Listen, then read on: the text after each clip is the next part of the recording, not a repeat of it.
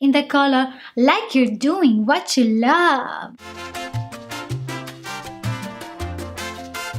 Hi guys, welcome back to my channel. In this video, I will share with you the best and worst products that I have been using in April. The first product that I want to share with you is a product that was applied very weird on my skin, and this is the Bonjour Nudista Awakening Skin Tint by L'Oreal. This dries very quick on my dry skin, and when I was trying to blend the product on my skin, it was peeling off. I also have a review about this product and I will link the video down below so you can see how it looked on my skin. I wanted this to work for me because it says 92% natural ingredients vitamin cocktail, and I wanted to look glowy and beautiful. That wasn't the case. If you have already used this product and you like it, let me know how you use it so maybe I can also use it. I don't know.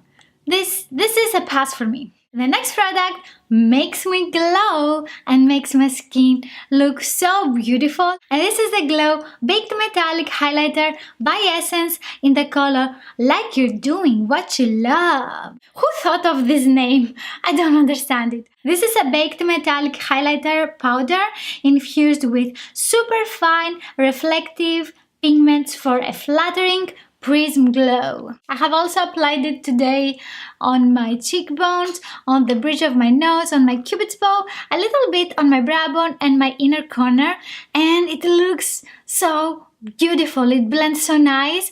It gives a frosty finish to the skin, and I like that. This is my favorite finish because I feel that it looks nicer and more intense on my skin tone. I like that it doesn't intensify the texture of my skin. This is a very nice and affordable highlighter by Essence. The next product that I don't really like is the City Kits Pink Edge Eye and Cheek Palette by Maybelline. By accident, I dropped it on the floor, and as you can see, the eyeshadow broke. Also, the highlighter is trying to get away and get out of the pan. I didn't like the shimmery shades. They are not very intense. They also have micro glitter and they go everywhere on the face. I have also tested this palette in a video. I will link it down below so you can see how the eyeshadows blend on my eyes. I have done a day to night makeup look so you can see if they are blendable and buildable. No! My highlighter just broke. I don't like the palette, but I don't want it broken. Also, I think that they didn't do a very good job with the color selection for the palette, because for my skin tone, the blush is very dark and the highlighter is very light. So I don't understand for which type of skin tone this palette is designed. The dark shade will not work for someone with lighter skin tone than me. And also the highlighter will not work for someone that has darker skin tone than me. The only thing that I liked about the palette are the matte shades. They blend very nice. Also, we get a very nice black intense eyeshadow. It is very easy to blend this eyeshadow. I'm not a huge fan of the packaging. Also, you can see that it is very flimsy, and I don't like that the eyeshadows are pressed inside the container. They don't have a metal pan, and you can see that it is very easy for the eyeshadows to be broken. Not very impressed with this palette. And the eyeshadows are pressed into the container in the same way like the 24 karat nudes eyeshadow palette by Maybelline again. And you can see that in this palette too, some of the eyeshadows are trying to get out of the container. I also have a review about this palette.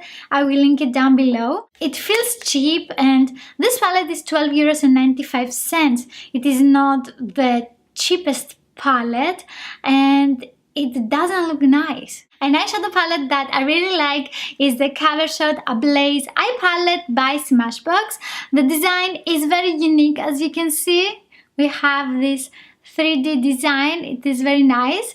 I don't like that we have the sharp edges because I am a very clumsy person and I hit myself all the time on the walls, on the doors, and I'm sure I will have an accident with this palette too. This is a very nice and travel friendly palette because we also have a mirror. I also like the color selection of the palette. The eyeshadows are very blendable and buildable. I would prefer if we had a light shimmery shade for a brow bone highlighter because the eyeshadow relaxed. It doesn't work for me. It is like the same color as my skin tone. I have also used this palette for my eye makeup today. Into my crease, I used eyeshadow Nirvana with the brush 225 by Zoeva. With a flat brush, I applied eyeshadow Siesta all over my eyelid. After that, I applied a second layer of eyeshadow Nirvana in my outer corner. In my lower lash line, I applied eyeshadow Delirious with a double-ended brush by Urban Decay. To make my lashes look fuller, I used eyeshadow Dark Horse with an eyebrow brush by Essence.